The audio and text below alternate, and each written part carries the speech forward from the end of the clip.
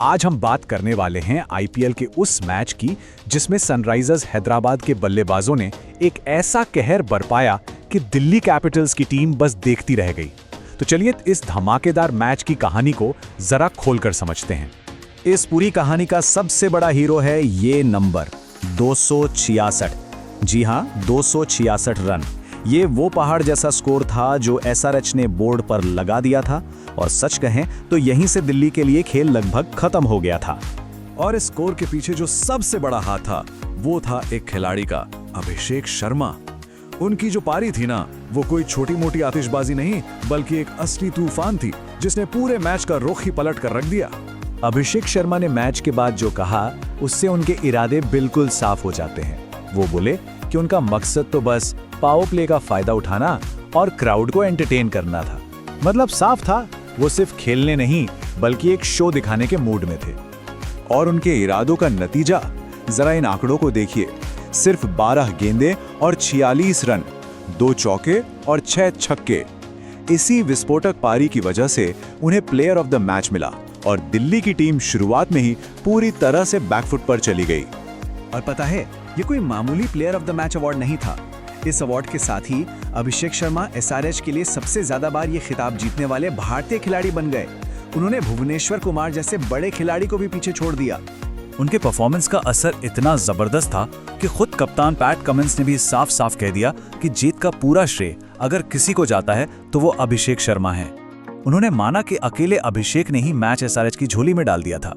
तो अभिषेक की इस शानदार पारी ने एसआरएच को एक ऐसे टोटल तक पहुंचा दिया जो दिल्ली कैपिटल्स के लिए किसी पहाड़ पर चढ़ने जैसा ही था।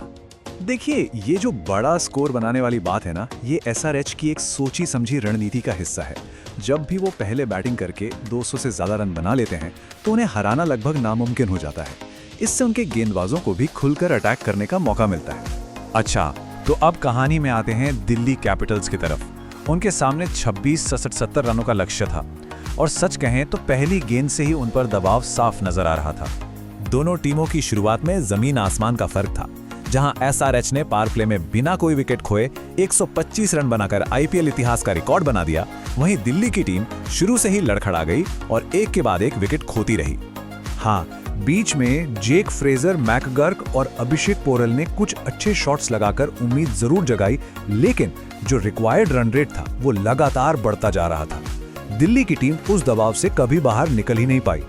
दिल्ली के कप्तान ऋषभ पंत की बातों से ही पता चल रहा था कि वो कितना बेबस महसूस कर रहे थे। उन्होंने भी माना कि जब सामने वाली टीम का कोई खिलाड़ी इतनी जबरदस्त बल्लेबाजी करे तो आप कुछ नहीं कर सकते सिवाय उसकी तारीफ करने के। बल्लेबाजों ने तो अपना काम कर दिया था, लेकिन अब बारी थी गेंदबाजों की। और इस मौके पर एसआरएच के लिए हीरो बनकर उभरे टी नटराजन, जिन्होंने दिल्ली की बची खुची उम्मीदों पर भी पानी फेर दिया। टी नटराजन ने तो गेंद से जैसे कमाल ही कर दिया। जरा सोचिए, अपने 4 ओवर में उन्होंने सिर्फ 19 रन दिए और 4 बड़े विकेट अपने नाम किए। T20 मैच में ऐसे आंकड़े वाकई में शानदार हैं। और नटराजन ने अपनी गेंदबाजी का राज भी बताया। उन्होंने कहा कि उनका प्लान एकदम सिंपल था, अपनी ताकत यानी अपनी यॉर्कर और कटर्स पर भरोसा रखना, और उन्होंने बिल्कुल वही किया। दिल्ली के बल्लेबाजों को सांस लेने का भी मौका नहीं दिया। तो इस पूरे एक्शन के बाद आखिर हुआ क्या? चलिए अब एक नजर डालते हैं मैच के अंतिम फैसले पर और ये भी समझते हैं कि इस जीत और हार के दोनों टीमों के लिए क्या मायने हैं। आखिर में सनराइजर्स हैदराबाद ने 67 रनों के एक बड़े अंतर से यह मैच जीत लिया। ये सिर्फ एक जीत नहीं थी बल्कि उनकी ताकत का एक खुला ऐलान था। और इस जबरदस्त जीत के साथ ही एसआरएच पॉइंट्स टेबल में उछलकर सीधे दूसरे नंबर पर पहुंच गई है। अब वो एक ऐसी टीम बन चुकी है जिससे टूर्नामेंट की हर टीम बचना चाहेगी।